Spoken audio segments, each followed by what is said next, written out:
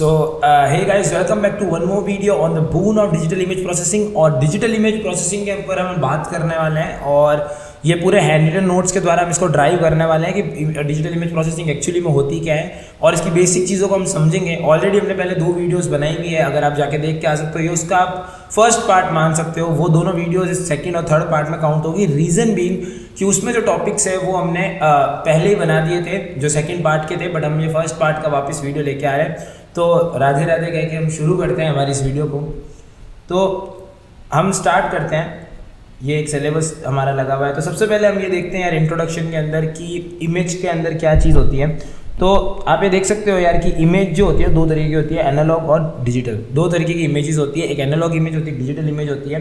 Process क्या रहता है यार, हम इमेज को यहाँ पर कैप्चर करते हैं, ठीक है, और वो आपको डिस्प्ले होती है। बट उसके बीच में 2 बहुत इंपॉर्टेंट चीज़ होती है जिसको हम बोलते हैं सैम्पलिंग एंड क्वांटाइजेशन।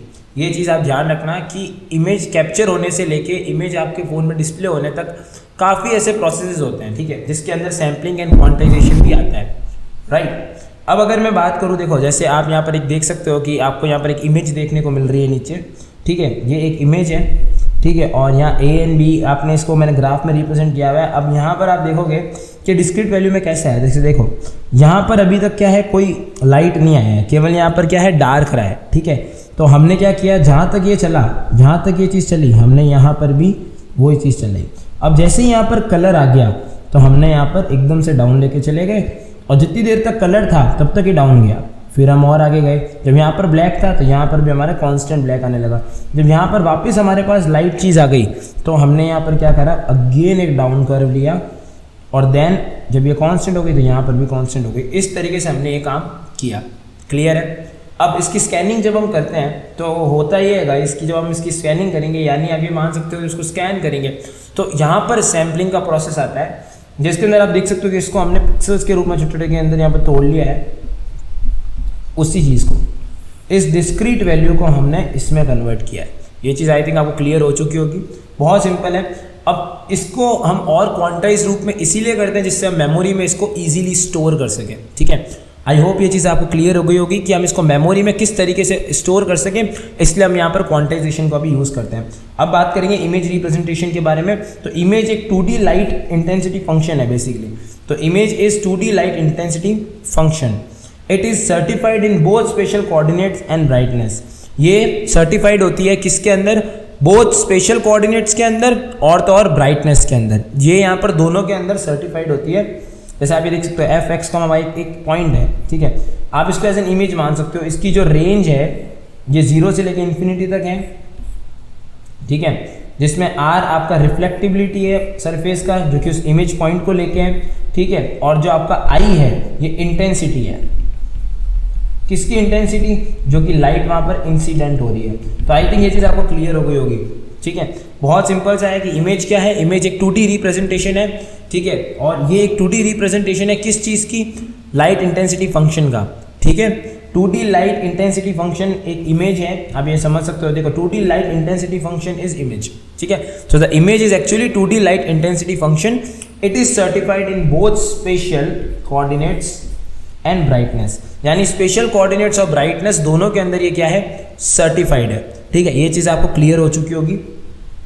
अब यहाँ पर आप चीज़ देख सकते हो कि एक पॉइंट है, वापस वही चीज़ मैं रिपीट कर रहा हूँ, एफ एक्स कॉमा वाई एक पॉइंट है जो कि किससे मिलके बनता है, आर एक्स प्लस वाई से और आई एक्स प्लस वाई से। बिकॉज आई क्या है, इंसिडेंट इंटेंसिटी इंसिडेंट लाइट की, और जो हमारा एक्स है यानी जो हमारा आर है वो क्या है, रिफ्लेक्टिबिलिटी ऑफ अ सरफेस, ठीक है, जो इमेज पॉइंट से जो भी रिफ्लेक्टिविटी है और सरफेस की वो यहाँ पर आ जाता है। तो आई थिंक ये चीज़ आपको क्लियर हो चुकी होगी किस तरीके से ये हमारा वर्कआउट कर रहा है, इमेज क्या है, ये चीज़ आपको क्लियर हो गई होगी। Before we discuss the actual image acquisition, recall that a digital image is corresponding to m rows and n columns. Before कि हम आगे और डिस्कस करें, ये कहना चाह रहा है कि डिजिटल इमेज को m रोज और n कॉलम्स के अंदर हम यहाँ पर जस्टिफाई करते हैं, ठीक है। तो यहाँ पर अब देखेंगे अपन, pixel values are most often grey levels in the range 0 से 25, यानी जो हमारी यहाँ पर पिक्सल वैल्यूज है, ठीक है, ये ग्रे लेवल्स के अंदर रेंज में किस रेंज में आती है, ये रेंज में आती है 0 और 255 के रेंज में, जिसमें 0 is actually your black and 255 is actually your white. Cheese clear हो गई। तो जो आपकी पिक्सल वैल्यूज होती है वो किस रेंज के अंदर होती है, 0 से 255 की रेंज के अंदर होती है भैया। 0 जो है वो आपके ब्लैक को रिप्रेजेंट करता है और 255 जो है वो आपके व्हाइट को रिप्रेजेंट करता है। Now we will see later on the images that easily represented in the matrix. आप देख सकते हो एक मैट्रिक्स है जिसके अंदर इमेज यहाँ पर रिप्रेजेंट हुई हुई है जो कि आपको क्लियरली विजिबल हो रहा है, ठीक है। The number of rows in digital image is called vertical resolution and the number of column in digital image is called as horizontal resolution. यानी जो number of rows digital image के अंदर होते हैं अपन उनको वर्टिकल रेजोल्यूशन में consider करते हैं और जो कॉलम्स होते हैं उनको हम हॉरिजॉन्टल रेजोल्यूशन में कंसिडर करते हैं। तो इवेंचुअली क्या चीज़ हो गई यार, इवेंचुअली क्या हो गई कि जो मेरे रोज हैं, ठीक है, यानी जो मेरे ये रोज हैं, ये रोज किस में आएंगे, ये रोज एक्चुअली वर्टिकल रेजोल्यूशन को रिप्रेजेंट करते हैं और जो मेरे कॉलम्स आएंगे यार ये मेरे हॉरिजॉन्टल रेजोल्यूशन को कंसीडर करेंगे। तो आई थिंक ये चीज़ आप समझ गए हो और आपको क्लियर भी हो चुकी होगी, ठीक है। अब आता है टाइप्स ऑफ डिजिटल इमेज। तो अब जब डिजिटल इमेज की टाइप्स के बारे में बात करते हैं तो यहाँ पर हमारे पास देखो इसमें बहुत तरीके के होते हैं, बट हम यहाँ पर 3 में तोड़ेंगे। ग्रे स्केल, ग्रे स्केल की जो रेंज होती है 0 से 255। अगेन ब्लैक और वाइट वाला कंसेप्ट जो हमने ऊपर देखा था अभी, ठीक है, अगेन वही कंसेप्ट यहाँ पर हम यूज़ करेंगे। तो ग्रे स्केल में 0 से 255 रेंज होती है। कलर होता है, कलर के अंदर RGB आता है और बाइनरी के अंदर केवल एक सिंगल बिट आता है जो कि हर पिक्सल को रिप्रेजेंट कर ही देता है। चीज़ क्लियर है, आगे चलते हैं। अब आता है सैम्पलिंग, क्वांटाइजेशन एंड रेजोल्यूशन। अब देखो ये क्या चीज़ है, ये क्या बल है, ये देखते हैं। तो देखो sampling, quantization and resolution is used to convert analog image to digital image. देखो यहाँ पर इन्होंने क्लियर कर दिया कि सैम्पलिंग, क्वांटाइजेशन और रेजोल्यूशन को यूज़ करके हम किसी भी एनालॉग इमेज को कन्वर्ट करते हैं डिजिटल इमेज में। ये चीज़ क्लियर है, सैम्पलिंग, क्वांटाइजेशन और resolution. Digitising coordinates value is called sampling, यानी जब हम किसी भी कोऑर्डिनेट्स की वैल्यू को डिजिटाइज करते हैं, यानी कोई भी कोऑर्डिनेट वैल्यू को जब हम डिजिटाइज करेंगे तो उस समय की चीज़ को हम क्या कहलाएंगे, सैम्पलिंग, उसको हम कहेंगे सैम्पलिंग। चीज़ क्लियर है। Digitizing the amplitude values is called as quantization. अब देखो यहाँ पर एम्पलीट्यूड वैल्यू की वजह से क्या होता है, स्टोरेज ऑप्टिमाइजिटी होती है, ठीक है, स्टोरेज ऑप्टिमाइज होती है। ये चीज़ क्लियर है। तो यहाँ पर आप वापस देखो कि जब हम किसी भी कोऑर्डिनेट की वैल्यू को डिजिटाइज करते हैं तो हम उसको सैम्पलिंग में कंसिडर करते हैं, बट हम किसी भी एम्पलीट्यूड वैल्यू को डिजिटाइज करते हैं तो हम उनको क्वांटाइजेशन के अंदर कंसिडर करते हैं। चीज़ क्लियर है, आगे चलते हैं। अब देखो यहाँ पर मेरे पास एनालॉग सिग्नल है अगेन विच इज एक्स, जो कि मेरी इमेज है नॉर्मली, इसको सैम्पलर में भेजा, डिस्क्रीट टाइम सिग्नल बने जो कि ऊपर अपन ने यहाँ पर देखा था। ये देखो, ये देखो, पहले हमारी ये इमेज थी, ठीक है, इसको हमने इसमें भेजा, इसे डिस्क्रीट टाइम सिग्नल्स बने। अब उसको अपन स्कैनिंग करेंगे, ठीक है, फिर यहाँ पर सैम्पलर में आया, ठीक है, यहाँ पर जो डिस्क्रीट टाइम सिग्नल्स थे ये जर में गए, वहाँ से क्वांटाइज सिग्नल निकले, वो क्वांटाइज सिग्नल एनकोडर में गए, आपको डिजिटल सिग्नल के रूप में दिखे, which is a digital image, nothing more than that. Okay, so now what is happening here, like we have just passed on that analog signals to the sampler and that sampler is basically generating discrete time signals and that is going to the quantizer and quantizer is eventually generating the quantized signal and that it is going to encoder and then you will get your digital signature और digital signal। तो देखो यहाँ पर क्या process आपको ध्यान रखना है, पहला प्रोसेस या पहला पॉइंट आपको जो ध्यान रखना है वो है एनालॉग सिग्नल, ठीक है, इसको आप एक स्वरूप में भी रिप्रेजेंट कर सकते हो। तो पहला पॉइंट क्या हो गया, एनालॉग सिग्नल। दूसरा पॉइंट आपको ध्यान क्या रखना है, दूसरा पॉइंट आपको ध्यान रखना है कि ये एनालॉग सिग्नल किस में जाएगा, सैम्पलर में। ये एनालॉग सिग्नल जाएगा सैम्पलर में। सैम्पलर से जो डिस्क्रीट टाइम सिग्नल्स हैं DTS, ये किस में जाएंगे, क्वांटाइजर में। और ये क्वांटाइजर से क्या निकलेंगे, क्वांटाइज सिग्नल्स, जो कि जाएंगे एनकोडर में। और एनकोडर आपको इवेंचुअली डिजिटल सिग्नल वापस देगा। चीज़ क्लियर है। देखो नीचे भी इसको एक डायग्राम के रूप से समझाया गया है। एनालॉग सिग्नल को हमने सैम्पलर में पास किया, सैम्पलर से DTS निकले, उसको क्वांटाइजर में किया, ठीक है, क्वांटाइजर से क्वांटाइज्ड सिग्नल निकले और ये क्वांटाइज सिग्नल जो एनकोडर में गए वहाँ से हमें डिजिटल सिग्नल मिल गया।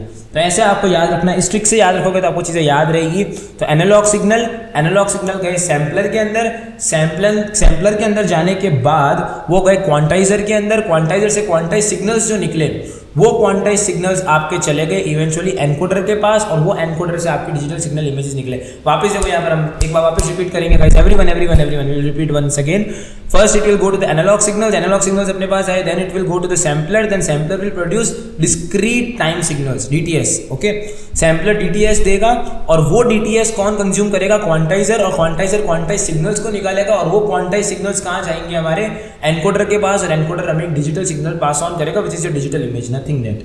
ओके, नीचे आप इस डायग्राम को देख सकते हो। देखो ये अपन ने ऊपर भी बनाया था, नीचे भी आप यहाँ पर इसको देख सकते हो। ये सेम वही डायग्राम है जिसकी अभी अपन ने जस्ट थोड़ी देर पहले ही बात करी थी कि सबसे पहले अपने पास एनालॉग सिग्नल होगा, ठीक है। एनालॉग सिग्नल आपका ये XT के फॉर्म में रिप्रेजेंट है, उससे स्कैनिंग होगा, स्कैनिंग से DTS निकलेगा, ठीक है, सैम्पलर में जाएगा, ठीक है, सैम्पलर से DTS निकलेगा, DTS क्वांटाइजर में जाके क्वांटाइज सिग्नल निकालेगा, क्वांटाइज सिग्नल निकलने के बाद वो एनकोडर में जाएगा और एनकोडर आपका डिजिटल सिग्नल प्रोड्यूस कर देगा।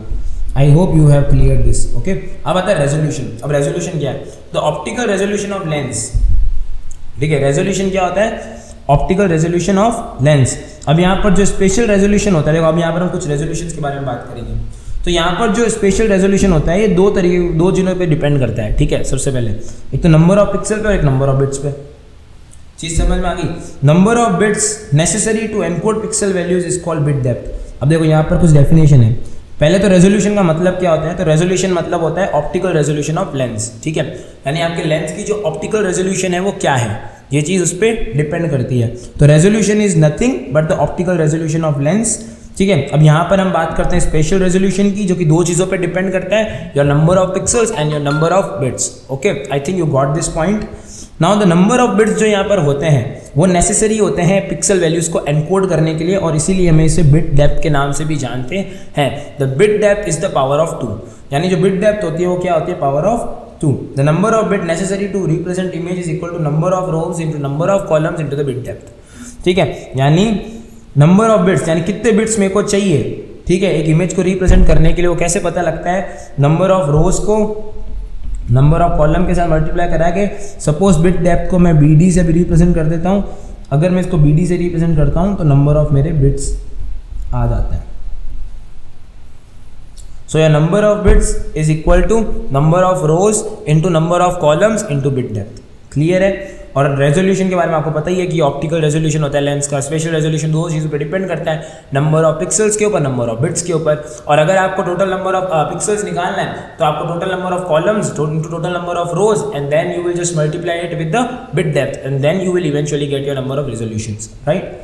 अब यहाँ पर देखो स्टेप्स क्या होते हैं इमेज प्रोसेसिंग के अंदर। पहला आता है इमेज एक्विजिशन। देखो ये बहुत इंपॉर्टेंट है, ये आ सकता है, and I am just marking it star, ये बहुत ज़्यादा इंपॉर्टेंट है, ठीक है।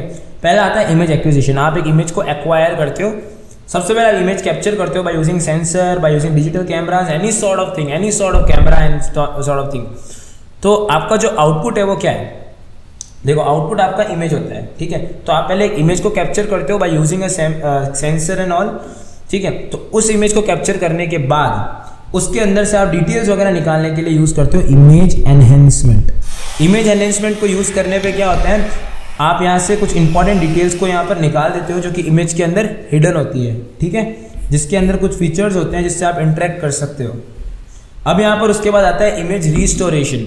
इमेज रिस्टोरेशन के अंदर क्या होता है? इमेज रिस्टोरेशन के अंदर आप जो भी इमेज की अपीयरेंस होती है, यानी कि फटी हुई इमेज होती है या कुछ इमेज के अंदर प्रॉब्लम होती है, आप उस इमेज को इम्प्रूव कर सकते हो।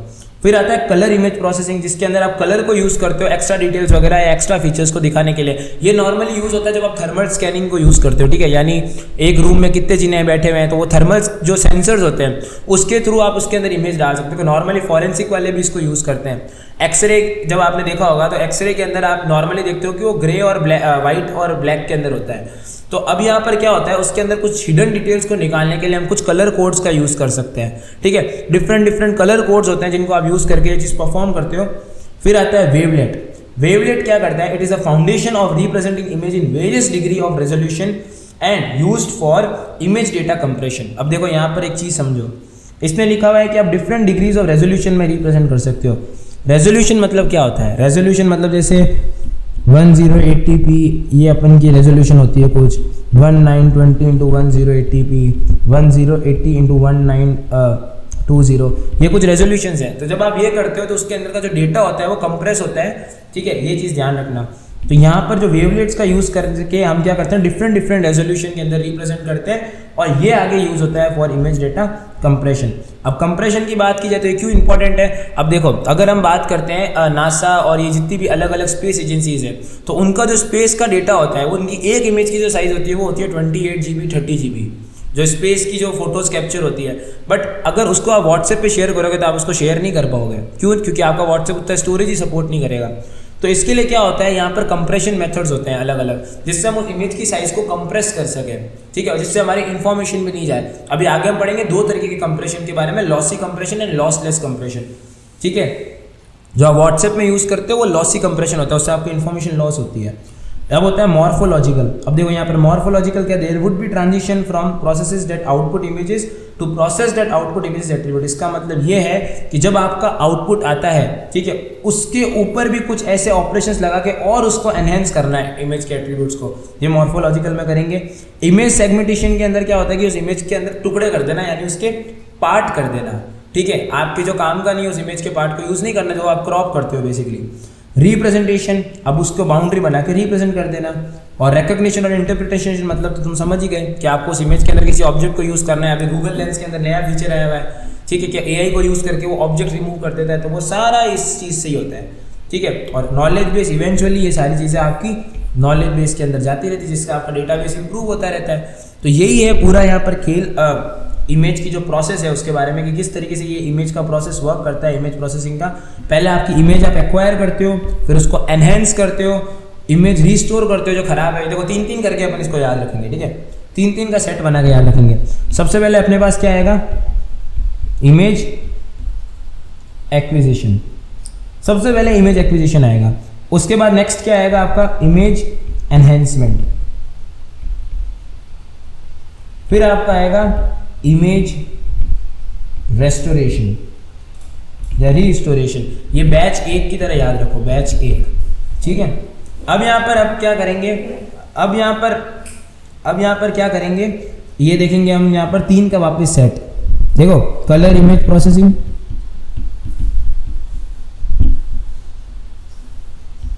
वेवलेट्स, और एक और होता है कंप्रेशन, ठीक है। ये वापस यहाँ पर 3 का बैच बन गया, कलर इमेज प्रोसेसिंग, वेवलेट्स और कंप्रेशन। अब यहाँ पर आगे आ जाओ वापस। अब यहाँ पर हम क्या करेंगे, वापस 3 का सेट बना देंगे, मॉर्फोलॉजिकल, इमेज सेगमेंटेशन और रिप्रेजेंटेशन एंड डिस्क्रिप्शन। बढ़िया, तो ये 3-3 के सेट बना के याद रखेंगे तो इस चीज़ को याद रहेंगे। और यहाँ पर हम यहाँ पर क्या करेंगे, 2 और सेट बनेंगे, रिकॉग्निशन और नॉलेज बेस। देखो ये दोनों रिलेटेबल भी है, क्योंकि जब तक आप उसको रिकॉग्नाइज नहीं करोगे, आप उसको नॉलेज बेस में कैसे स्टोर करते रहोगे, ठीक है। तो वापस 3 के जो हमने 3 सेट्स बनाए हैं उसको आपको याद रखना है, image acquisition, image enhancement, image restoration, ये एक सेट कंप्लीट हुआ। फिर कलर इमेज ट्रांसफॉर्म, वेवलेट और कंप्रेशन। फिर आपका आता है मॉर्फोलॉजिकल, इमेज सेगमेंटेशन और रिप्रेजेंटेशन एंड डिस्क्रिप्शन। और एट द एंड आपके पास आता है रिकॉग्निशन एंड नॉलेज बेस, ठीक है। अब अपन देखेंगे यहाँ पर introduction to the colour image representation. Colour image क्या चीज़ है, देखो यार अब यहाँ पर है ना बहुत इंपॉर्टेंट चीज़ बताता हूँ, कलर इंपॉर्टेंट क्यों है। कलर आपको वो डिटेल्स बताने में मदद करेंगे जो कि आपकी एक इमेज में आप ऐसे एज ए नेकेड आई नहीं देख पाते, ठीक है। और मतलब अगर आप उसको देखते भी हो ना तो वो इतना एक्सप्रेसिव नहीं होता, ठीक है। तो इस तरीके से याद रखो कि जब भी हम कलर इमेज रिप्रेजेंटेशन की बात करेंगे तो colour is a very very powerful tool, okay. I am not telling that it's a powerful tool, it's a very very powerful tool. Color is a very much powerful tool because it simplifies your object identification, which is again an important part 1, and extraction from the scene. देखो यार ये दोनों जो point है ना, ये दोनों Google lens के फीचर्स हैं जो अभी लेटेस्ट आईओ में लॉन्च हुआ है, इस चीज़ को ध्यान रखना। It is divided into 2 broad categories और 2 मेजर कैटेगरीज। पहला होता है फुल कलर और एक होता है सूडो कलर, ठीक है। फुल कलर मतलब आप जो टीवी वगैरह में देखते हो, और सूडो कलर यानी एक पर्टिकुलर मोनोक्रोम इंटेंसिटी और रेंज के ऊपर खेलता है। इस चीज़ के बारे में आपको क्लियर है, तो ये 2 चीज़ें आप ध्यान रखना, ठीक है। अब देखो कैरेक्टरिस्टिक और लाइट क्या होती है, रेडियंस, ल्यूमिनेंस, ब्राइटनेस। रेडियंस क्या होती है, total amount of energy coming out of a light source, यानी एक लाइट सोर्स से कितनी अमाउंट ऑफ एनर्जी बाहर आ रही है, या वो आपका रेडियंस होता है। ल्यूमिनेंस होता है the measure of amount of energy, ठीक है, जो कि एक लाइट सोर्स से आ रही है, ठीक है। पहले तो क्या था कि भाई amount, total amount of energy, वो एनर्जी जो आ रही है उस पर्टिकुलर लाइट सोर्स से, वो क्या होता है रेडियंस। ल्यूमिनेंस क्या होता है, उस अमाउंट ऑफ एनर्जी का मेजर, ठीक है, अमाउंट ऑफ एनर्जी का मेजर जो कि एक ऑब्जर्वर रिसीव करता है उस लाइट को, मतलब उस लाइट से एक ऑब्जर्वर जितनी भी एनर्जी को परसीव कर रहा है उस अमाउंट ऑफ एनर्जी का मेजर। यानी देखो यहाँ मेरा एक ऑब्जर्वर है, सिंपल भाषा में बताऊँ, यहाँ पर एक मेरा लाइट सोर्स है, अब इससे कुछ एनर्जी बहुत जगह निकलेगी, देखो हर जगह निकलेगी भाई, ऐसे ही होता है ना लाइट सोर्स। तो अब देखो यहाँ पर मेरी हर जगह निकल रही है, बट इस ऑब्जर्वर ने केवल इतना ही एनर्जी का परसीव किया, ठीक है। तो इस एनर्जी का जो मेजर होगा वो मेरा होगा ल्यूमिनेंस, और जो टोटल एनर्जी निकल रही है इस लाइट सोर्स से वो मेरा हो जाएगा रेडियंस। चीज क्लियर है, यानी जो टोटल एनर्जी निकल रही है वो रेडियंस हो गया और उस पर्टिकुलर रीजन हमारा ल्यूमिनेंस निकल गया।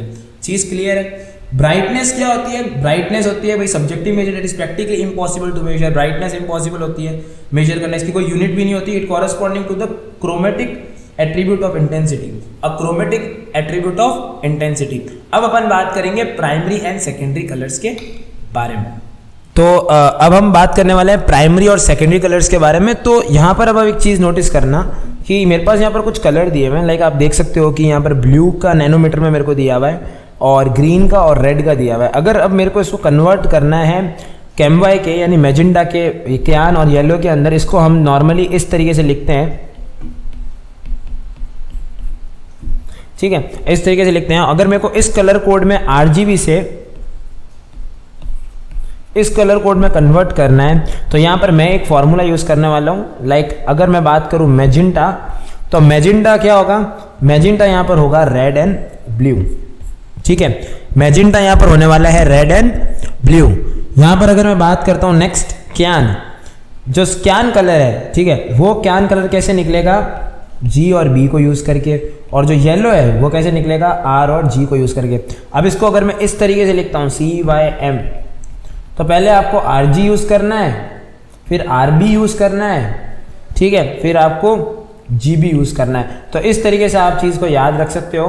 कैसे याद रख सकते हो, देखो यहाँ पर पहले आपको R यूज करना है, ठीक है, यानी पहले RG और RB और फिर GB, ठीक है। और आपको एक चीज ध्यान रखना, जो ऑपरेशन परफॉर्म करना है which it is addition, okay, it's not the subtraction and all, it's addition, okay. आगे चलते हैं, यहाँ पर लिखा हुआ है 3 एट्रीब्यूट्स ऑफ कलर के बारे में अगर हम बात करते हैं तो यहाँ पर जो पहला एट्रीब्यूट है वो ल्यूमिनेंस विच मीन्स ब्राइटनेस, एक होता है chrominance, hue and saturation, and it is represented by a colour cone. अब यहाँ पर RGB वर्सेस कैमवाई किया हुआ है, देखो यार कुछ भी नहीं है, जिस तरीके से हमने यहाँ पर CMY में कन्वर्ट किया उस तरीके से हम इसको क्या करेंगे, वापस रिसीव भी करेंगे, और हम इसको रिसीव किस तरीके से करेंगे, हम उसको व्हाइट में से माइनस कर देंगे। Like if you want the magenta, देखो चीज यहाँ पर सिंपल है, एक रिलेशन दिया हुआ है, अगर आपको ग्रीन कलर चाहिए तो आप व्हाइट में से मैजेंटा को सब्ट्रैक्ट कर दो, ठीक है। अगर आपको ग्रीन कलर चाहिए, इसको देखो मैं यहाँ पर ऊपर की तरफ लिख रहा हूँ इस ट्रिक को, अगर आपको यहाँ पर ग्रीन कलर चाहिए, ठीक है, अगर आपको यहाँ ग्रीन कलर चाहिए तो आपको व्हाइट माइनस मैजेंटा करना है।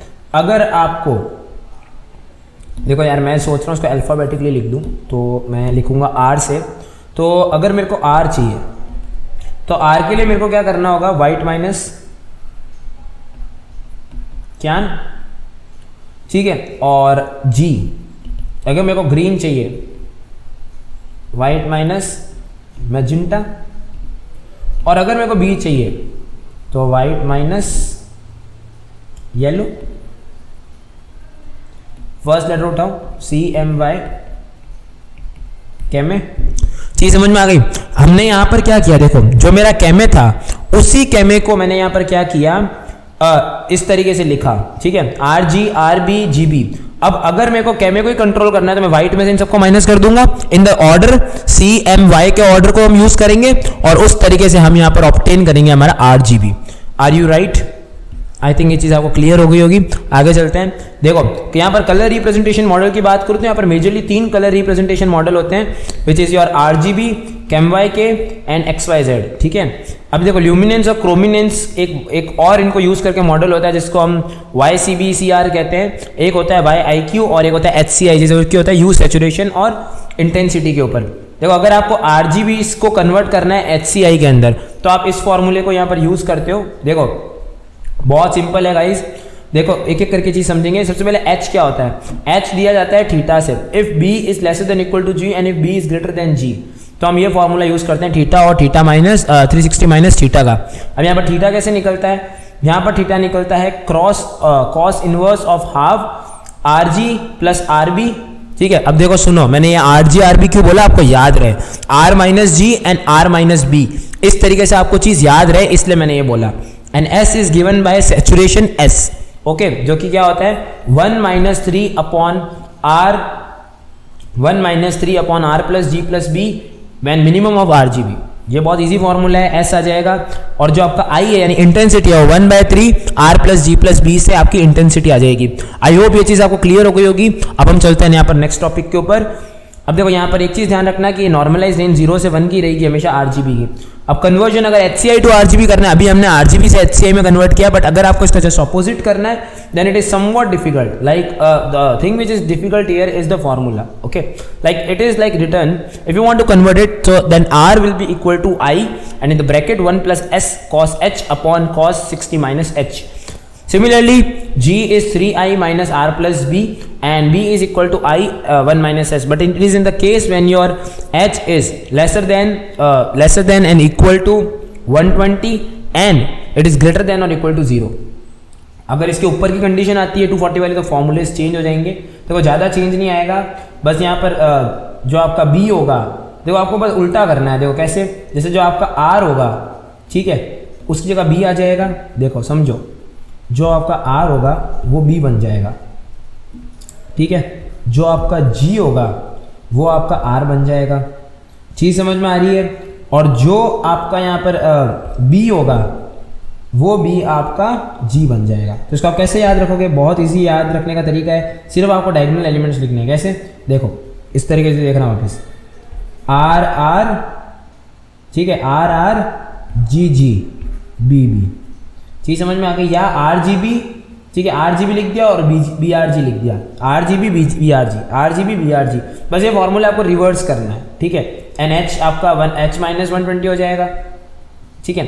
अब ये अगर ये चीज उल्टा होता है, यानी अगर इसका जो एंगल है वो चेंज हो जाता है, लाइक 240 से लेके 360 तक होकर ये चीज हो जाती है, तो हम यहाँ पर क्या करेंगे, अगेन मेरा जो R होगा वो क्या हो जाएगा, जो मेरा R होगा दैट R विल बी, एक मिनट, R मेरा G हो जाएगा, G मेरा R हो जाएगा, और जो मेरा B होगा वो मेरा R होगा। देखते हैं एक मिनट के लिए क्या होता है, B मेरा शायद G होगा, लेट नोटिस, देखो R जो है मेरा वो G है, इट इज करेक्ट, यस। जो मेरा B है, जो मेरा G है, सॉरी, वो मेरा B है, जो मेरा G है वो B है, और जो मेरा यहाँ पर B है वो क्या है, वो वहां का R है।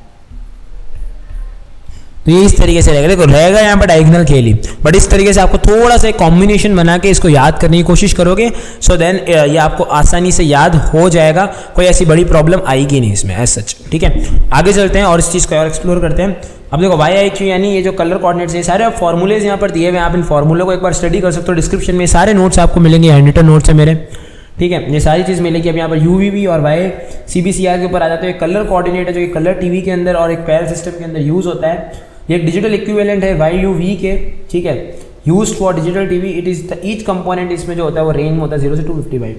और देखो अगर कन्वर्जन करना है तो ये आपको फॉर्मूला है जो याद रखने पड़ेंगे, आप इसको याद रख सकते हो, कोई रिलेशन वगैरह बैठा के अगर आप करना हो। अब जैसे अगर आपको RGB को कन्वर्ट करना है CAM/CAM में, तो देखो पहले आपको क्या स्टेप करना है, सबसे पहले आपको यहाँ पर क्या करना होगा, सबसे पहले आपको 29/255 करना है, ठीक है, जो आपका G है, ठीक है, 98/255 करना है, और जो आपका B है 128/255 करना है।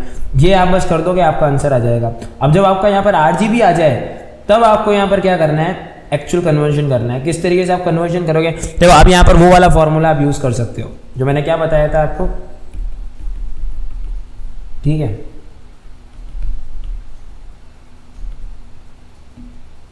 देखो उस फॉर्मूले से आप ये भी निकाल सकते हो, हाँ मैं सही बात बता रहा हूँ। सबसे पहले आपने क्या किया, अपन ऊपर एक फॉर्मूला लिखा था, वापस अपन देखते हैं। अपन ने जो फॉर्मूला लिखा था वो क्या था, वो था ये, ठीक है। जो कि क्या था G R plus R B plus G B, ठीक है, यानी R G R R R G R B G B, R G R B G B, ठीक है। तो आर जी आर बी और जी बी, यानी R G R B and G B, और दोनों का सबका एडिशन ही था, ठीक है। तो देखो यार ये उस तरीके से भी निकल सकता है, लाइक अगर तुम इन दोनों को ऐड कर देते हो यानी आर और जी को, तो मेरा आंसर आता है 0.44 समथिंग। बट यहाँ पर एक कैच है, ठीक है, यहाँ कैच क्या है, डायरेक्ट नहीं लगा सकते, ठीक है। आपको यहाँ पर क्या यूज़ करना पड़ेगा, एक तगड़म यूज़ करनी पड़ेगी, ठीक है। यहाँ पर एक तिगड़म हमें यूज़ करनी पड़ेगी। हमें यहाँ पर क्या करना पड़ेगा, देखो अगर तुम्हें सी निकालना है तो हम ये वाला यहाँ पर इस फॉर्मूले में अप्लाई करके आंसर निकाल देंगे, ठीक है। यहाँ पर बहुत सिंपल है, इस फॉर्मूले में आपको ब्लू प्लस ग्रीन करना है और divide by white minus red करना है, बहुत सिंपल है। देखो अब यहाँ पर है ना एक और चीज़ है, ये हमने यहाँ पर अगेन यहाँ पर वैलिडेट करके करने के लिए किया है। ये आप देखो नीचे 1 माइनस हमने क्या किया, जो भी हमारे यहाँ पर आंसर है हमने 1 माइनस कर दिया, सिंपल। जैसे हमने यहाँ पर 1 माइनस किया हमारा आंसर आ गया, चीज़ समझ में आई। हमने एक फार्मूला ऊपर अभी देखा था, देखो सॉरी मैंने थोड़ा एक गलत फार्मूला यहाँ यूज़ किया, जो फार्मूला हमें यूज़ करना है वो ये है एक्चुअली, ठीक है। हमें भी ये चीज़ पता है ना भाई, हम ये फार्मूला भी तो यूज़ कर सकते हैं, तो हमने ये वाले यूज़ किया। हमने यहाँ क्या इधर आ गया तो वाइट माइनस आर हो गया, ठीक है। तो क्या वाइट माइनस आर होगा, देखते हैं नीचे अपन का सही है अप्रोच या नहीं, करेक्ट है। अब अपन इस चीज़ को समझ लिया, क्या वाइट 1 माइनस आर है, ठीक है। फिर मैजेंटा 1 माइनस जो अपना ये है जी, और ये अपना B R G B, right. 1 minus करना है अपना आंसर आ जाएगा।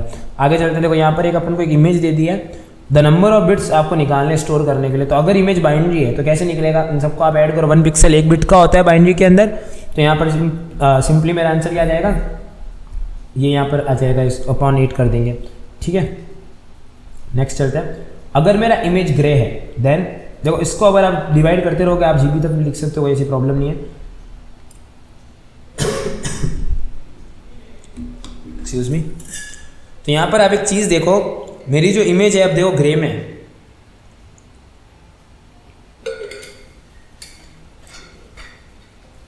मेरी यहाँ पर इमेज किस में, ग्रे में है। इसका मतलब मेरा 1 पिक्सल 8 बिट का हो गया, 1 पिक्सल मेरा 8 बिट का हो गया।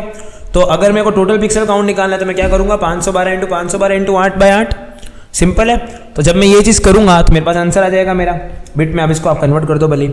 अगर मेरी इमेज RGB में है तो मैं क्या करने वाला हूँ, अगर मेरी इमेज RGB में है तो इसका मतलब मेरा 1 पिक्सल 8 इंटू 3 हो गया, क्योंकि अब 8 ये 1 बिट लेगा, 8 बिट लेगा, ये भी 8 बिट लेगा, ये भी 8 बिट लेगा, और इन तीनों का अगर मैं हिसाब लगाता हूँ तो वो तो 3 हो गया। 3 इंटू 8 करेंगे 24, चीज़ समझ रहे हो, उससे कन्वर्जन हो जाएगा। यहाँ पर देखो हम वापस क्या करेंगे, HCI को कन्वर्ट करेंगे। वैल्यूज ऑफ HCI आपकी इस रेंज के अंदर है, RGB ये आपके सामने लिखा हुआ है। अब आपको इसमें HCI में करना है। देखो अभी हमने CMYK में किया है, ये HCI आ गया। बहुत आसान है यार, पहले वाली चीज़ें यूज़ करनी है। पहले RGB वाला निकाल लोगे फटाफट से ये वाला मेथड से, फिर आप क्या करोगे, आई निकालने के लिए इन सबको सबमिशन करके इंटू 1/3 कर दोगे तो अपना आई आ गया। देन अगर हमें एस निकालना है तो हम एस किसके लिए कैसे निकालेंगे, एस निकालने के लिए हम कुछ भी नहीं करेंगे गाइस। एस निकालने के लिए हम 1 - 3 अपॉन ये वाला फॉर्मूला यूज़ करके, ये वैसे मल्टीप्लाई में होता है तो ये करके अपना आंसर आ जाएगा। अब अगर आपको थीटा निकालना है तो देखो यहाँ पर आपको थीटा निकालना पड़ेगा, ये ध्यान रखना। तो ये क्या होता है, cos inverse of 1 upon R - G R - B plus बीच में अपॉन वही R - G का whole square plus R - B का होल स्क्वायर। देखो सिंपल, देखो यार इस फॉर्मूला को याद रख सकते हो, साइकिल है। देखो R - G plus R - B, अब देखो यही R - G नीचे रेप्लिका कर दो स्क्वायर करके, और देखो यही R - B नीचे रेप्लिका कर दो, बस एक G - B एक और यहाँ पर लगा दो, बस कुछ भी नहीं करना है यार, फॉर्मूला का आंसर आ जाएगा। बहुत सिंपल है, R हमेशा आगे रहेगा, ये ध्यान रखना। बस नीचे वाले केस में एक में G आगे आ जाएगा नेगेटिव में, बाकी हमेशा ही रहेगा। एक ट्रिक याद रखना, कैसे याद रखोगे, देखो कॉस इनवर्स ऑफ 1/2, ठीक है, यहाँ पर R - G plus R - B upon under root of R - G का whole square plus R - B into G - B। Simple है, और इसमें आप अपनी वैल्यूज पुट कर दो, आपका आंसर आ जाएगा। कौन सी इनवर्स निकालना आपको आती है, -1 का 180 होता है, ठीक है। आई थिंक यहाँ तक आप चीज़ क्लियरली समझ गए हो कि मैं समझाना क्या चाहता हूँ। यहाँ से थोड़ा मैं स्पीड ट्रैक लूँगा, बिकॉज यहाँ से क्या है ना, टॉपिक बहुत तगड़े लेवल पे चलेंगे और मैक्सिमम थ्योरी है, ठीक है। तो ज़्यादा प्रॉब्लम आनी नहीं चाहिए आपको।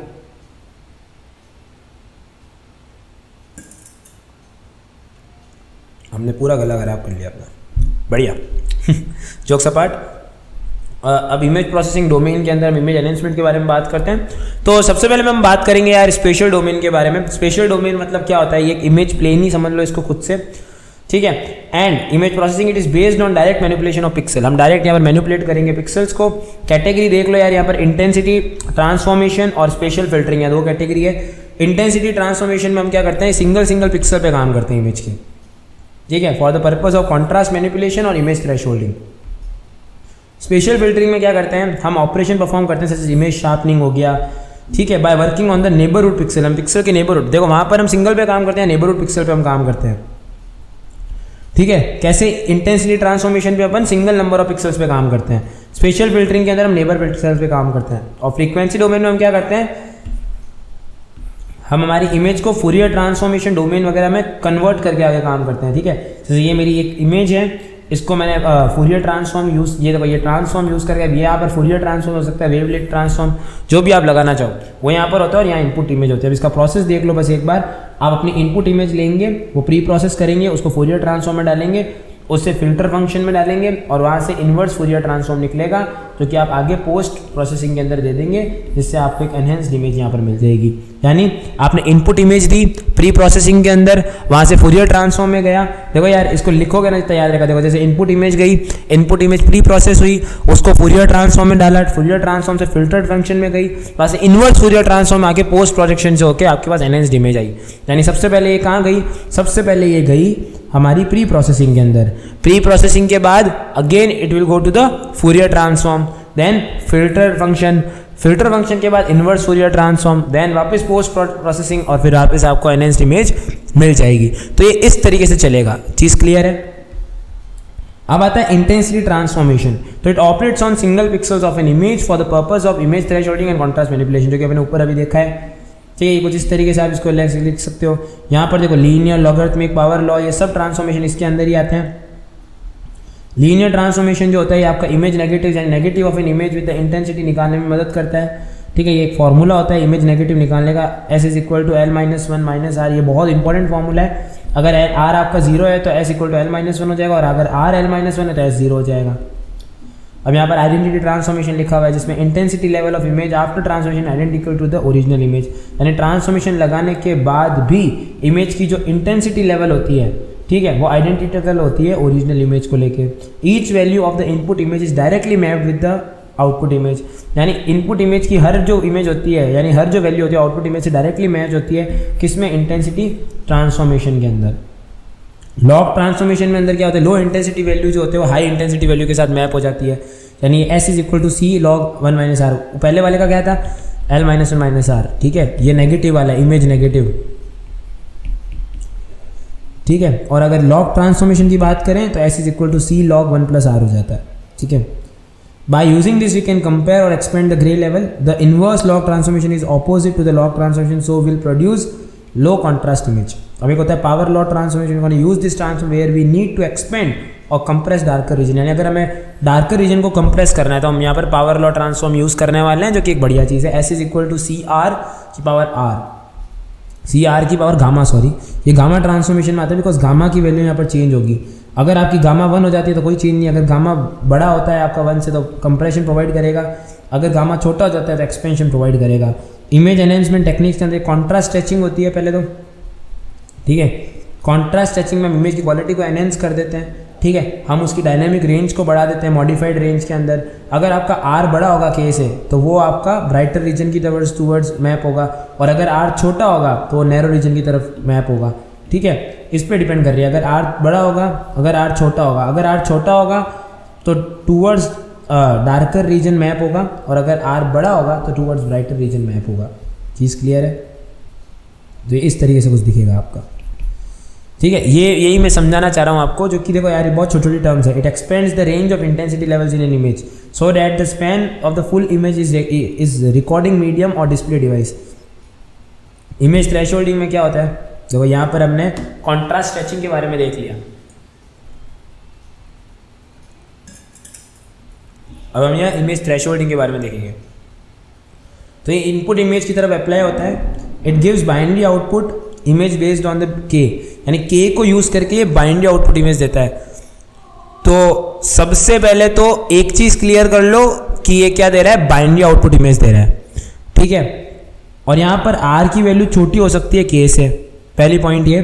सेकंड पॉइंट ये कि आर की वैल्यू जब अगर बड़ी होती है तो इसको हम असाइन करेंगे वाइट इंटेंसिटी लेवल के साथ, और अगर आर की वैल्यू छोटी होती है तो हम इसको असाइन कर देंगे ब्लैक इंटेंसिटी लेवल्स के साथ, ठीक है। तो ये इस तरीके से होता है। देखो वहाँ पर अपने उल्टा था, हम वहाँ पर है ना रीजन्स की बात कर रहे थे, हम इंटेंसिटी लेवल्स की बात कर रहे हैं, ठीक है। अब आता है हिस्टोग्राम इक्वलाइजेशन। तो हिस्टोग्राम में क्या है, वो ग्राफ जो कि नंबर ऑफ पिक्सल एक इमेज को डिफरेंट वैल्यू पे जो आपको मिल सकते हैं उसको ग्राफ के अंदर दिखा देता है। तो histogram is a graph which shows number of pixel in an image at each different value found in that image, यानी हर डिफरेंट पॉइंट के ऊपर, यानी उस पर्टिकुलर इमेज में जो भी इंटेंसिटी वैल्यू हुई है पिक्सल्स की, उसको वो ग्राफ के रूप में दिखाता है। यही हिस्टोग्राम का एक्चुअल वर्क है। चीज क्लियर है? देखो अब हिस्टोग्राम इक्वलाइजेशन में हम क्या करते हैं, हम बूस्ट करते हैं किसको, ग्लोबल कॉन्ट्रास्ट को पहले तो इमेज के, जिससे हमें वो क्या दिखे, और भी ज़्यादा विजिबल दिखे, ठीक है। तो हम यहाँ पर एक फॉर्मूला यूज करते हैं, C D F V minus C D F min upon M into N minus C D F min into L minus one, ठीक है। और राउंड इसलिए लगाया बिकॉज राउंड ऑफ करने के लिए। अब एक स्पेशल फिल्टरिंग है, it is just moving the filter mask from point two point, यानी फिल्टर मास्क को एक जगह से दूसरी जगह मूव करने वाला काम है। यहाँ पर देख सकते हो ये एक फिल्टर, ये एक इमेज है, ठीक है। ये आप देख सकते हो यहाँ पर एक इमेज है और इस पर मैंने एक फिल्टर लगा दिया है, ठीक है। ये इसको अपन फिल्टर मास्क बोलते हैं, ठीक है। ये मैंने दे दिया है। अब देखो आगे चलते हैं, ये लीनियर स्पेशल फिल्टर है।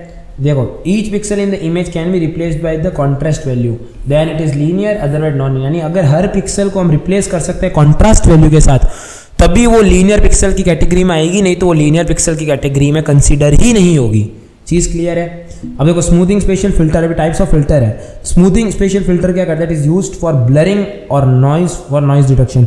Smoothing spatial filter noise deduction के लिए काम आता है। शार्पनिंग स्पेशल फिल्टर हाईलाइट करने के लिए काम आता है। किस चीज को, ट्रांजैक्शंस को हाईलाइट करता है, ठीक है। यहाँ पर मेडिकल इमेजेस में, मिलिट्री सिस्टम में ये चीज बहुत काम की है। स्पेशल ऑपरेशंस की बात करें तो these are functions that create new special data from specified input data. Special operation is performed on pixels of given data. यहाँ पर 3 तरीके की स्पेशल ऑपरेशन होती है, सिंगल पॉइंट, नेबरहुड ऑपरेशन और जियोमेट्रिक। देखो यहाँ एक एक करके देखते हैं। पहला होता है सिंगल पॉइंट ऑपरेशन।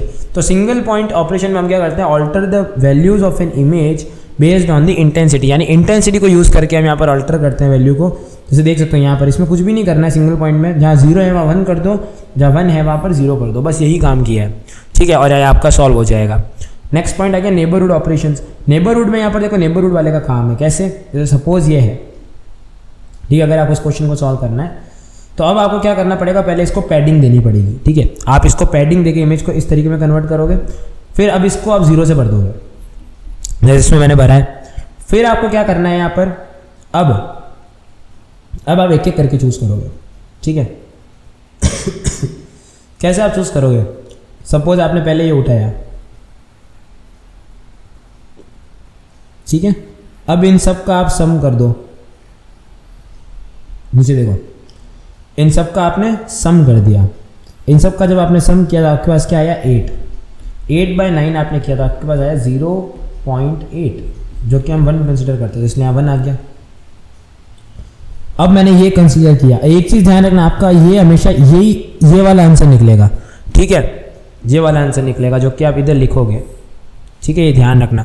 तो अब जैसे मैंने ये वाला लिया तो इसमें मैं सबका सम करूंगा तो 7 + 1 8, 8 × 2 16, 16 divided by 9 is equal to 9 1 × 9 point आपका 7 मान लो 1.7, यानी जिसको हम 2 कंसीडर कर सकते हैं ओवरऑल, तो वो 2 लिख दिया। तो इस तरीके से आपको पूरी इमेज के अंदर एक एक आगे ड्रैग करके यहाँ पर आके फिर वापस यहाँ पर इस तरीके से आके यूं करके आपको पूरा ड्रैग करके आपको ये 3/3 को यूज़ करके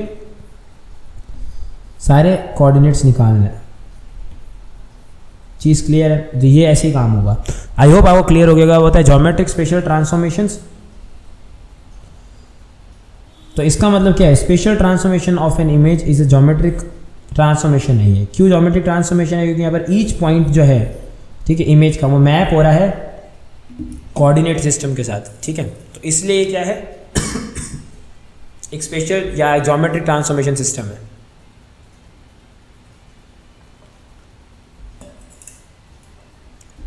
ग्रेट।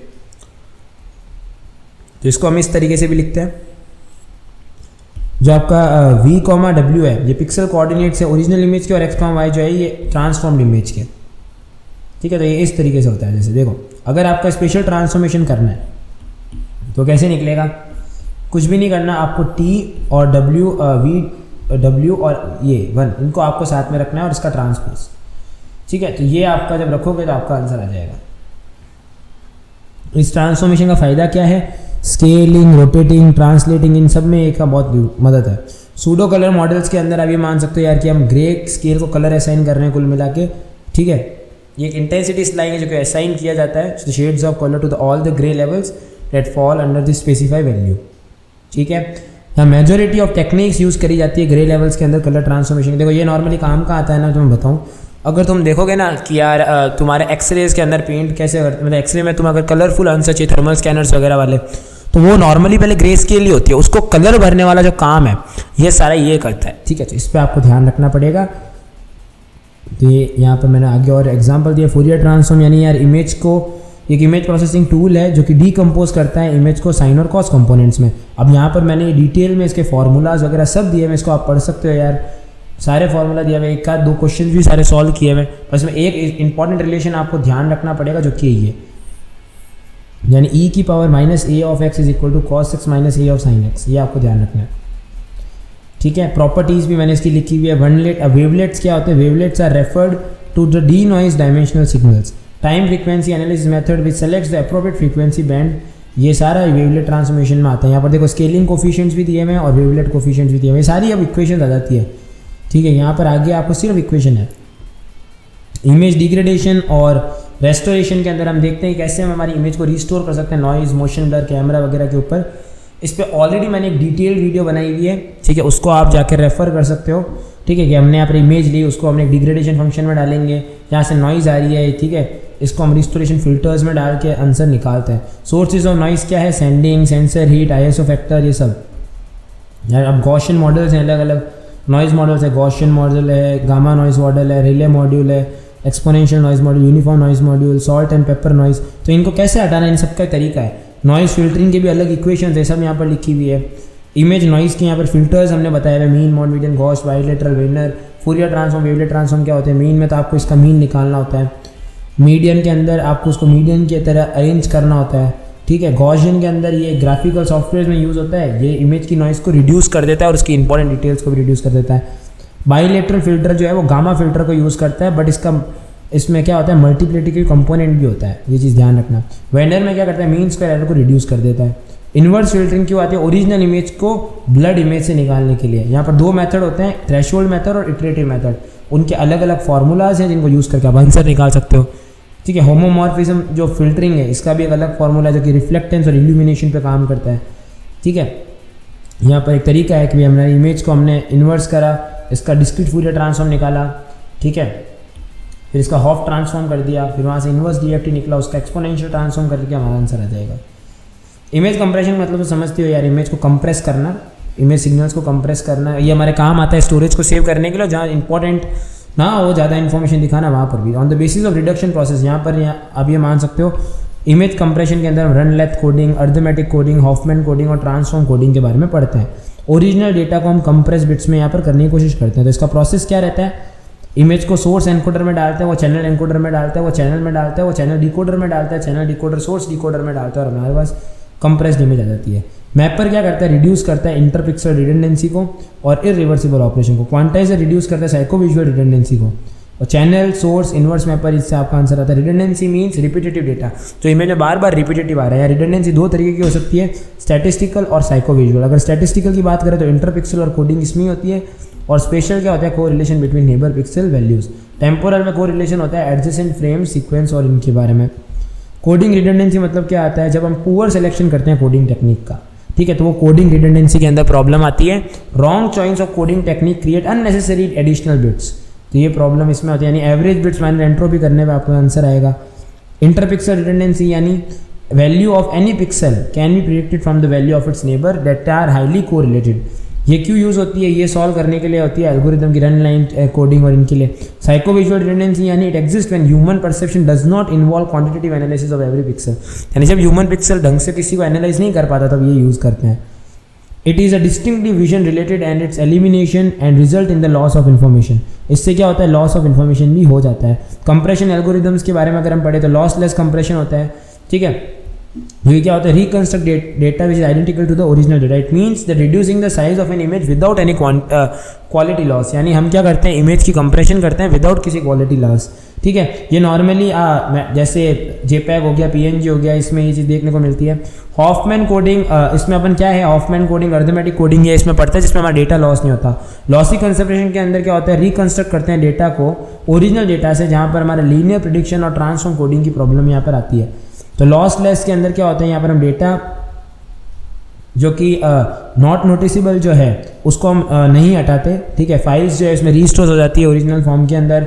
क्वालिटी यहाँ पर ज़्यादा कॉम्प्रोमाइज़ नहीं होती और ये रिड्यूस ज़्यादा करता भी नहीं है साइज़ को एक्चुअली, ठीक है। यहाँ पर हॉफमैन कोडिंग और ये अपन देखते हैं। लॉसी कंप्रेशन के अंदर जो डेटा नोटिसेबल नहीं है उसको एलिमिनेट कर देता है। फाइल्स आप रीस्टोर नहीं कर सकते, डेटा क्वालिटी भी कॉम्प्रोमाइज़ हो जाती है, ठीक है। और ये ऑडियो वीडियो में वाइडली यूज़ होता है, ठीक है। तो अब हॉफमैन कोडिंग है तो it reduces the average number of bits पर पिक्सल, यानी पर पिक्सल जो बिट्स है वो इसको रिड्यूस कर देता है। It assign variable length bits to different symbols. यहाँ देखो अब कंप्रेशन दो तरीके से हो सकता है, तो सोर्स रिडक्शन और एक सोर्स असाइनमेंट। अब यहाँ देखो ढंग से, यहाँ हमें कुछ भी नहीं करना है। देखो ये बहुत ईजी क्वेश्चन है हॉफमैन एन्कोडिंग का। हमें सबसे पहले क्या करना है, इसको इस तरीके से लिख देना है, फिर लास्ट से अपन इनको ऐड करेंगे, इसका जो भी आंसर आएगा वो लिख देंगे। फिर क्या करेंगे, देखो अब इसमें चेक करेंगे कि ये 0.1 जो आया है मेरा, क्या वो इन किसी से बड़ा है, किसी से बड़ा नहीं है, तो मेरा 0.1 केवल यहीं पर ही रहेगा। अब क्या करूँगा मैं 0.1 को और इसको ऐड करके 0.2 बनेगा, लेकिन 0.2 इससे बड़ा है तो मैं 0.2 को ऊपर लिख दूंगा, 0.1 को यहाँ नीचे लिख दूंगा, ठीक है। तो मेरा यहाँ पर ये ऊपर की तरफ आ गया। अब मैं क्या करूँगा, इन दोनों को ऐड करूँगा 0.2 और 1 को, मेरा आंसर आया 0.3 जो कि बराबर ही है, तो मैंने यहाँ पर ही छोड़ दिया इसको और ये मैंने एज इट इज़ यहाँ पर लिख दिया।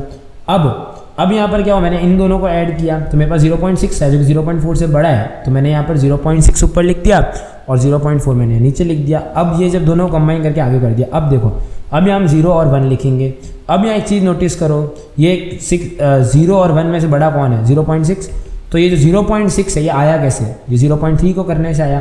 तो हम यहाँ पर 0.3 के आगे पहले तो देखो ये हम सब जगह 0.1 लिख देंगे, ठीक है। जहाँ जहाँ आपने एरो लगाए हुए हैं ना वहाँ सब जगह आपको 0.1 लिखना है, ठीक है। लेकिन ऐसे नहीं लिखना है, थोड़ा अलग तरीके से लिखना है, मैं भी आपको बताऊँगा, ठीक है। इस तरीके से देखो, पहले आपने यहाँ पर जैसे 0.6 और 4 करा तो ये किससे बन के 0.6 कहाँ से आया, तो अपने यहाँ पर एक देखो सुनो, आपने यहाँ पर एक 0 लिख दिया, एक 1 लिख दिया। अब ये 0 से आया ना, ये बड़ा है इसकी वजह से आया, तो हम क्या करेंगे, इन दोनों का आगे 0 लगा देंगे, इस 0 को उठा के। तो अब जब ये आया तो भाई 0.4 तो ऐसे ऐसे चल रहा है, तो हमने यहाँ पर 1 लिख दिया। अब देखो अब मैंने क्या किया, 0.3 जो मेरा ये 0.3 ये किससे आया, ये मेरा आया 0.2 और 1 से, तो मैंने वापस यहाँ 0 और 1 लिखा। बट मेरा 0.3 का नंबर क्या है, 0 और 1, तो मैंने 0 1 यहाँ भी लिखना पड़ेगा, यहाँ भी लिखना पड़ेगा, ठीक है। बट आप नोटिस करो कि भाई 0.3 की तो कोई प्रॉब्लम ही नहीं है, तो 0 यहाँ पर रिपीट हो जाएगा, मैंने यहाँ लिख दिया। अब देखो अब मेरा यहाँ पर जो नेक्स्ट है वो चीज़ समझो। अब यहाँ पर 0.2 मेरा कैसे आया, मेरा 0.2 आया जब मैंने 0.1 को ऐड किया, तो मैंने यहाँ पर वापस किस तरीके से लिखा, देखो पहले इसका नंबर क्या था वो देखो। अब मेरा ये किसकी वजह से आया, इसकी वजह से आया, तो मैंने यहाँ पर वापस वही काम करे, मैंने यहाँ पर आपका 0 और 1 लिख दिया, 0 और यहाँ 1 लिख दिया। और इसका रीज़न बहुत सिंपल है, क्योंकि मेरा 0.2 इनकी वजह से आया, मैंने 0 और 1 यहाँ पर लिख दिया और इनके आगे मैंने वापस लगा दी चीज़, मेरा ये नंबर असाइन हो गया। इसी तरीके से मैंने ये आगे आगे करता रहूँगा, मेरा आंसर आ जाएगा। तो ये इस तरीके से होगा। देखो और फिर आपको क्या करना है, इसका जो भी आंसर है उसको आपको मल्टीप्लाई करना है नॉर्मल बिट को, जैसे ये 1 है, ये 2 है, 3 है, 4 है, 5 है, 6 है, ऐसे आपको मल्टीप्लाई करके बिट्स निकालना। ये आपका निकलेगा एवरेज यानी L। अब आपको H अगर निकालना है तो कुछ भी नहीं करना, 0.4 इंटू log 2 ऑफ 1 अपॉन आपको वो करना पड़ेगा, फिर 0.3 अपॉन log 2 ऑफ 0.2, ऐसे करके आपको आगे चलाता रहना पड़ेगा, आपका आंसर आ जाएगा। फिर आपको नीटा निकालना है जिससे आपकी वो आंसर आ जाएगा H अपॉन L इंटू 100। देखो arithmetic coding, arithmetic of hashtag compression enables characteristic to be represented as fractional bit length. यहाँ पर भी कुछ नहीं करना है, देखो 0.6, 0.3, 0.1 यहाँ पर दिया हुआ है, इसको इस रेंज में डाल दो। अब आपको यहाँ पर क्या करना है, पहले सपोज आप C के लिए निकालना है, तो 0.9 -1 करते हो या 1 - 0.9 करते हो तो 0.1 का डिफरेंस आता है यहाँ से यहाँ तक, ठीक है। तो हमने यहाँ पर अब क्या करा, ए बी सी यहाँ कैरेक्टर लिख दिया, ठीक है, ए बी सी यहाँ मैंने कैरेक्टर लिख दिया। और यहाँ पर मैंने अब क्या किया कि भाई ए कैरेक्टर जो है मेरा, ठीक है, यहाँ देखो ऊपर हमें कुछ यहाँ दिया हुआ है, देखो यहाँ पर, हाँ करेक्ट। देखो अब मेरे को कैसे निकालना है क्यूमुलेटिव, क्यूमुलेटिव में कैसे निकालूंगा, तो पहले मेरे पास क्या है 0.9 है, इस 0.9 को मैं 0.1 से मल्टीप्लाई करा दूंगा, ठीक है। 0.9 को सॉरी मैं किससे मल्टीप्लाई करूँगा, ये, क्योंकि मेरे को यहाँ ए का ये दिया हुआ है, तो 0.9 प्लस ये 0.6 इंटू 0.1 करके जोड़ूंगा तो 0.96 आ जाएगा। 0.96 प्लस 0.3 इंटू 0.1 करूँगा 0.99 आ जाएगा। 0.99 प्लस 0.1 इंटू 0.1 करूँगा तो ये आ जाएगा। तो इस तरीके से मेरा ये आंसर आ जाएगा, और आगे भी मेरे को अब उसको यूज़ कंटिन्यू करके सब में ऐड करना पड़ेगा, तो मेरे पास फाइनल आंसर आ जाएगा, ठीक है। अब जो जेपेक कंप्रेशन है और ये बाकी जो भी टॉपिक्स है मैंने उसमें जो मेरी वीडियो है 2 उसमें बहुत अच्छी तरीके से समझाया हुआ है, उन दोनों वीडियो को आप रेफर कर सकते हो। ऑल दो ये सारे नोट्स जो है ये आपको मिल जाएंगे नीचे डिस्क्रिप्शन के अंदर, वहाँ से आप उसको डाउनलोड कर सकते हो और एक्सप्लोर कर सकते हो। So this is Harshvardhan guys, I hope कि आपको ये मेरा एफर्ट पसंद आए होंगे जो कि मैंने किए हैं, ठीक है। तो मैं मिलता हूँ आपको ऐसे ही बढ़िया से नेक्स्ट कोर्स में। Till then always stay happy, stay great and remember one thing which is Radhe Radhe.